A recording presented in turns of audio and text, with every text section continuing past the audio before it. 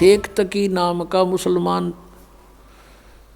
पीर था, राजा सिकंदर लोधी का।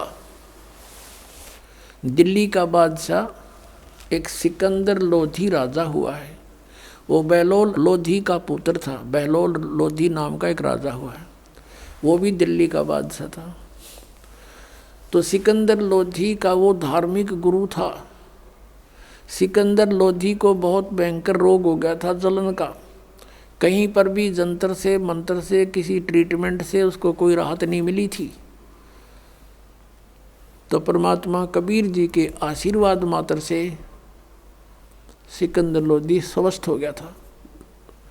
और उसके बाद वो परमेश्वर कबीर देव जी की बहुत इज्जत करता था, उनको बहुत आदर देता था। जो धार्मिक उसका गुरु था मुसलमान शेख तकी, वो कबीर जी से ईर्षा करने लग गया कि तेरी रोजी रोटी जावेगी। राजा का ज़्यादा इसमें प्रेम बढ़ गया। वजीर और फकीर आपस में ईर्षा करे बिना रहा ना करें, तो बहुत ज़्यादा ईर्षा करने लग गया। उसने सोची कबीर जी को नीचा दिखाऊं, अब किसी तरह कबीर जी को ऐसा राजा की दृष्टि से गिरा दूं इसको। ऐसे अवसर की खोज करने लगा। एक दिन राजा सिकंदर लोधी कबीर परमेश्वर जी को साथ लेकर काशी से लौट रहे थे, बनारस से दिल्ली आ रहे थे। शेख तकी भी साथ था। एक दरिया पर पड़ाव डाला रात्रि बिताने के लिए। तो उधर से शेख तकी ने अपना बेरुखी दिखाई राजा के प्रति। राजा ने कारण पूछा तो उसने बताया कि तूने तो अब मुसलमान की छोड़कर हिंदू गुरु बना लिया, सारे मुसलमानों को कह दूंगा राजा मुसलमान नहीं अब हिंदू हो गया है, ये काफिर हो गया है। राजा को पता था कि इसने एक बार मुसलमानों को कह दिया सब मेरे से विमुख हो जाएंगे, मेरा राज्य जाएगा, सब इसकी मुट्ठी में है। तभी उसको साथ रखता था। सिकंदर लोधी शेख तकी को इसलिए साथ रखता था कि कम से कम इसका मुंह चुप रहे, ये ठीक रहा रहे और सब समाज मेरे साथ रहे मुसलमान। राजा को बड़ी चिंता हुई। परमेश्वर साथ थे अलग टेंट में। राजा से पूछा कि क्या कारण है, टेंशन किस बात की। सिकंदर लोधी ने सब कारण बता दिया। सिकंदर लोधी ने कहा कि इस प्रकार ईर्षा किए हुए है। कबीर जी बोले मैं वापस चला जाता हूँ। अग नहीं, आप नहीं जा सकते, कुछ भी हो। फिर सिकंदर लोधी ने फिर कारण पूछा कि आप कैसे प्रसन्न हो गए शेख तकी, कि मैं तब प्रसन्न होऊंगा तू जिसको भगवान कहता है, अल्लाह कहता है कबीर को, मेरे सामने कोई मुर्दा जीवित कर दे। क्योंकि सिकंदर लोधी ने स्वामी रामानंद जी जो कबीर परमेश्वर जी के गुरुजी थे, उन्होंने कोई ऐसा अपशब्द कह दिया था मुसलमानों के बारे में सिकंदर लोधी को रामानंद जी ने। तो सिकंदर लोधी ने रामानंद जी की गर्दन काट दी थी।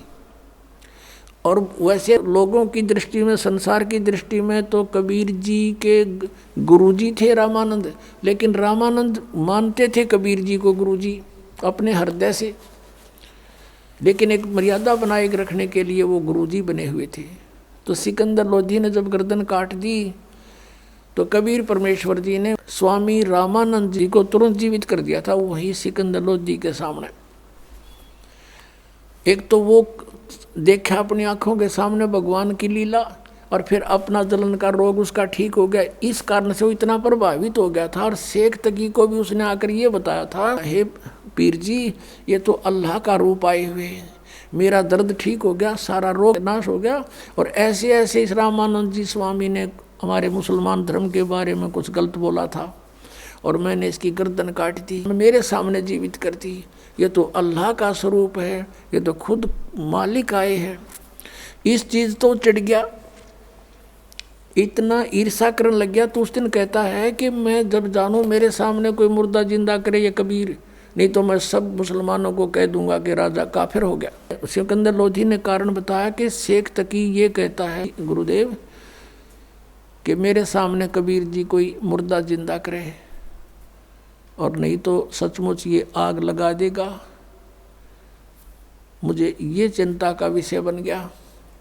तब कबीर जी ने कहा कि कह दो इसको, कोई मुर्दा ले आओगा, ला देखते हैं बन की बात है।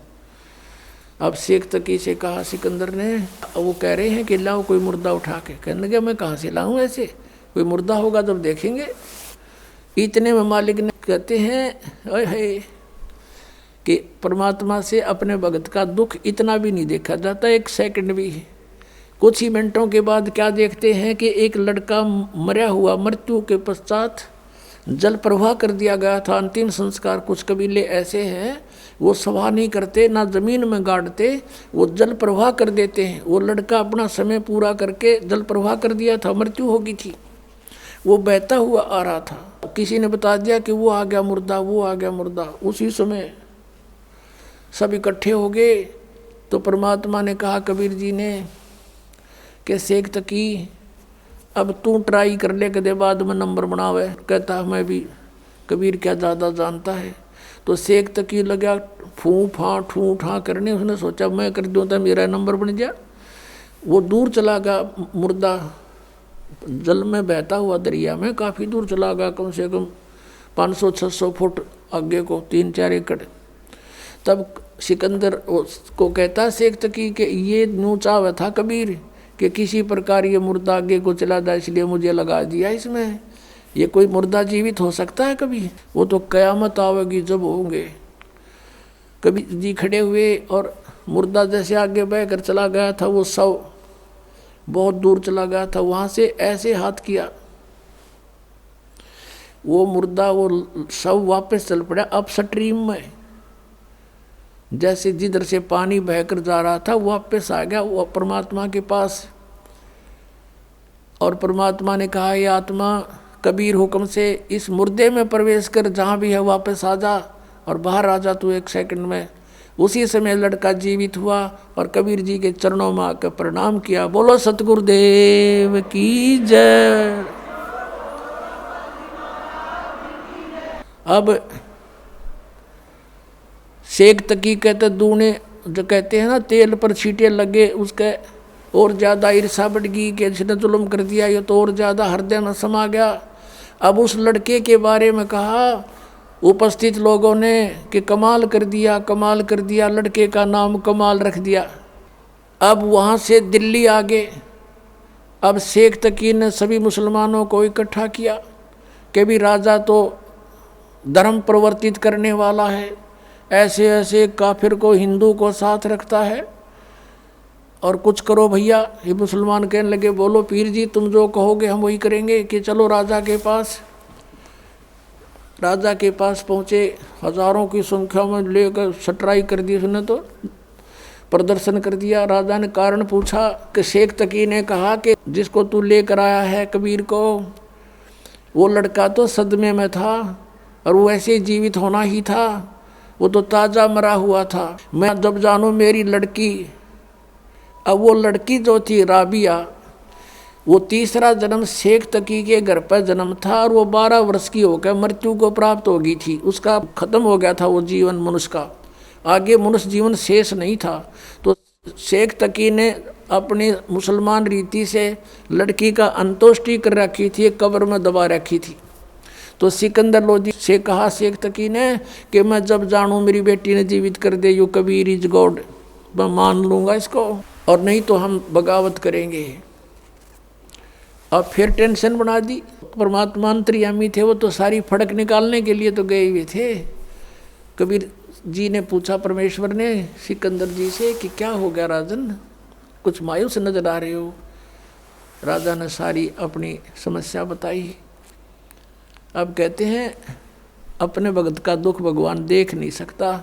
कहने लगा भी ठीक है, इसको कह दो शेख तकी को आज से तीसरे दिन वह लड़की जीवित करूँगा, और आसपास डंडोरा पिटवा दो, प्रचार करवा दे राजा तुम, ताकि कदे 10-20 का मैं ना मानना ही हो, सारा संसार देख ले। आसपास की मुनादी करा दी कि मुर्दा जीवित किया जाएगा। कबीर नाम के संत आ रहे हैं, बड़े महापुरुष पहुँचे हुए हैं। सिकंदर लोधी के जलन का रोग भी उन्होंने ठीक किया, क्योंकि राजा का रोग था, सबको चिंता थी, और वो स्वस्थ हुआ तो सबके खुशी, सब चर्चा का विषय हुए थे कि वही संत आए या वही आए जिन्होंने सिकंदर लोधी का रोग नाश किया, कहाँ वही आए। हजारों की संख्या में व्यक्ति वहाँ इकट्ठे हो गए। उस निश्चित समय पर कब्र को फुड़वा दिया गया। राजा भी उपस्थित है, सब मुसलमान भी हिंदू भी पता नहीं कितने को वहाँ इकट्ठे हो गए और लड़की का शव कब्र के अंदर है। तब परमेश्वर ने कहा कि शेख तकी अब तू कर ले कोशिश कर दे, फिर नंबर बनावे। तो और उपस्थित जन कहने लगे जी जब शेख तकी के पास कोई जंतर मंत्र होता, अपनी बेटी ने कौन मरण दे, ये तो पहले ही कर लेता, आप ही करो कुछ। अब परमात्मा ने कहा कबीर जी ने कि हे शेख तकी की बेटी जीवित हो जा। वह जीवित ना हुई। दूसरी बार फिर कहा कि हे शेख तकी की बेटी जीवित हो जा, नहीं जीवित हुई। तो शेख तकी ने भंगड़ा पा दिया, नाचे कूद, देखो पकड़ा गया ढोंगी का ढोंग, देखो देखो कुछ नहीं हो सकता इससे। तीसरी बार परमात्मा ने फिर कहा, वह नहीं जीवित हुई। तब परमेश्वर ने कहा कि शेख तकी थोड़ी शांति रख, अखोरी शांति, पकड़ा गया तेरा ढोंग, देखो पाखड़ देखो पाखड़। तब परमात्मा ने कहा हे जीवात्मा जहाँ भी है तू, कबीर हुक्म से वापस सारी प्रवेश कर बेटी के शरीर में बाहर आ जा। 2 सेकंड में सारा शरीर कंपने लगा। लड़की उठ के परमात्मा के चरणों में दंडवत प्रणाम किया। बोलो सतगुरुदेव।